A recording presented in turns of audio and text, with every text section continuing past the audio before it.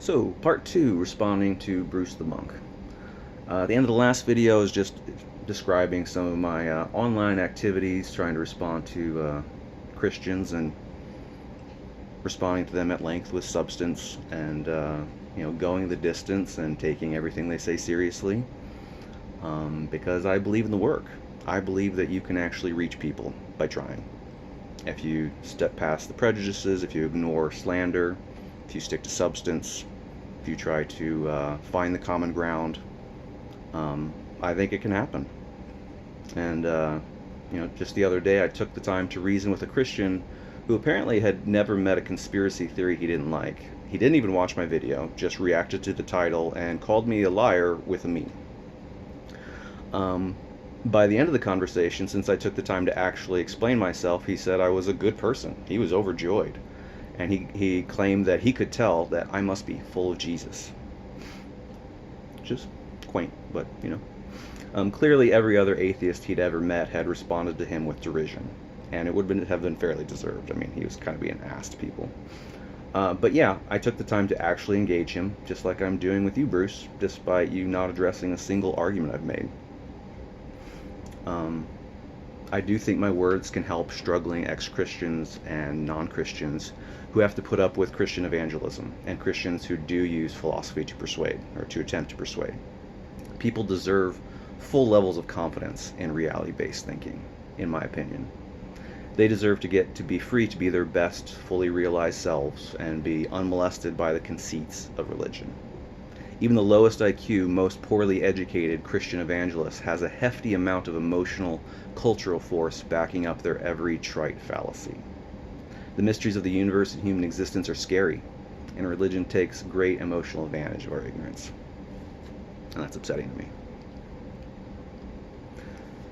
As it is, humans have little business dabbling in such outrageous metaphysical speculations surrounding all sorts of God claims. Look how little consensus even expert philosophers have on the issues.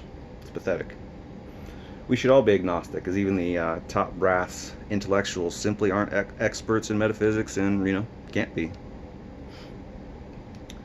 And Bruce says, the second problem in my worldview with relying on human reason is that it's not a tool capable of measuring the required features, end quote.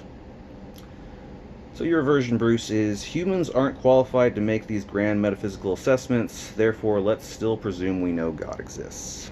My version, humans aren't qualified to make these grand metaphysical assessments, therefore let's be agnostic.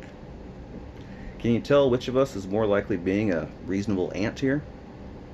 I think it's pretty straightforward. But if we're going to go there, and Christians do, so when in Rome, they have no compunction about it. Modern Christian philosophy loses, as I show in the videos. You're going to play ball, play ball. Play by the rules, and when you lose, you lose. Sorry. Even when it comes to unproven forms of argument, like ontological arguments and perfect being theology. These are the quintessential examples of the hubris of armchair philosophy. That doesn't stop Christians from feeling extremely entitled to believing in these claims and wielding them in public forums on occasion, and looking down on critics for not knowing their sophisticated theological musings. But it's like, okay, well, I'm just going to take them to task on their own terms and, see what happens. I mean, it's especially ridiculous coming from a religion that has already lost all of the much more verifiable worldview debates long before we get into dueling metaphysical speculations. Despite there being so many religious scientists and despite having every motivation to do so, and even places like the Templeton Foundation actively funding research into the supernatural with millions of dollars of wasted money. Modern science lacks even a single approved supernatural theory that can garner worldwide acceptance because the evidence is good. Because it's not good. Why is that? Well, the evidence isn't good. Why is it that most of these religious scientists have special standards of evidence for their private religious beliefs? We could live in a world with actual evil witches who have dark magical powers. We could see specific Christian prophecies being made, really specific ones, and coming true on a regular basis. And they could interact, eloquently with the political world. The DSM could list out the different kinds of demonic possessions and suggest proper exorcism strategies that actually work. Hospitals could be places of routine miraculous healings done by priests with powerful prayer lives. And resurrections of the dead could routinely be on every news channel rather than the tabloids. It could be commonplace for talking animals to rebuke sinners. Lots of rich people, Trump, could have a Christmas story level rebuke by the spirit realm. Christians could be well known for being able to miraculously speak in any languages without learning them. Angels could routinely appear to all, especially in major crisis. Jesus could appear and talk and glow and fly, etc. These are all easily verifiable claims if they are real. These are all biblical, players, easily accessible, and would be like, yeah, okay, magic's real, Christianity's true, moving on to whatever the next step is, But we're not even there. And so I just have to take your word for it, Bruce, that your own supernatural experiences were legitimate, and that anyone else's experiences who's had some kind of contrary to Christianity supernatural experiences, they either get blown off or conveniently retconned by Christian theology. I just honestly don't think I should have to sort all that out. I mean, obviously you disagree with the overall assessment of the worldview debate playing field, but you're also probably going to find excuses for why we can't host a modern contest of miracles to readily demonstrate to the world which God is actually in charge. Is God too busy going to the bathroom, waiting in line behind Baal, perhaps, who has been busy taking a multi-centennial potty break? I'm sure you get the irony here, I hope. There's no particular reason why a contest of miracles can't happen if biblical Christianity is the correct account of reality. Jesus said his true followers would be able to do even more miraculous works than he did. Why doesn't everyone get to plainly see that happen? Why do we have modern denominations who believe they have those powers, but clearly don't have them? Evidence matters, Bruce. It really does. Evidence and demonstrated claims are the foundation of emotional confidence that undergirds a full and enriched spiritual life. Without that foundation, spirituality is necessarily anemic and fragile. At least mine was. Too easily dashed on the rocks of hard life choices, in my experience. And I find little comfort in the stories of the faithful who manage to have way more confidence than their worldview justifications deserve.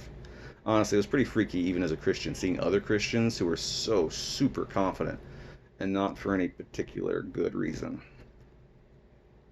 You even told me yourself a long time ago that there isn't enough evidence to force you to believe. There's only enough evidence if you want to believe it. That bothered me then, even when I wanted Christianity to be true, and it's an obvious red flag for a tanked epistemology now. It's literally the definition of motivated reasoning and confirmation bias tag teaming each other. Plenty of atheists want to be Christians. They want the benefits of that. Plenty of Christians struggle to not be atheists.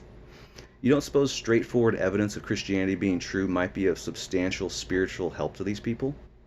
This doesn't have to be the part of the conversation where you portray this completely reasonable expectation as asking God to jump through hoops. It could be the part where you recognize the struggles as legitimate and find some middle ground between jumping through hoops and just being a deadbeat deity. Everyone's a sinner in your worldview, Bruce. Finding evidence of that, or even just speculation, is a trivially easy goalpost to clear to support the prefabricated Christian theory that all or even most ex-Christians are ex-Christians because of the motivated reasoning of sin. If we all have motivated reasoning and no one does anything because of rational argument, then why exactly do you trust your own assessment? It debases everyone. Do you want me to list my every violation of the fine details of Leviticus? Would that really help? John the Baptist was supposedly martyred over his principled stance against someone getting remarried to the wrong person. A violation so trivial that most Christians wouldn't notice if it happened a dozen times in their own congregation. I have zero doubt that I would go to Yahweh's hell, and that just about everyone else would too, including you, since it is trivially easy to be the slightly wrong kind of Christian. No offense. And then you quote from the book of James in the Bible, James 1:14-15. But each person is tempted when he is lured and enticed by his own desire. Then the desire, when it is conceived, gives birth to sin, and sin, when it is full grown, brings forth death. Let's fix this verse to be a little more sensible. Here's my version. Everyone is morally imperfect to various largely harmless degrees. Sometimes some people do really bad things, but most get along okay. And everyone dies in any event. End quote.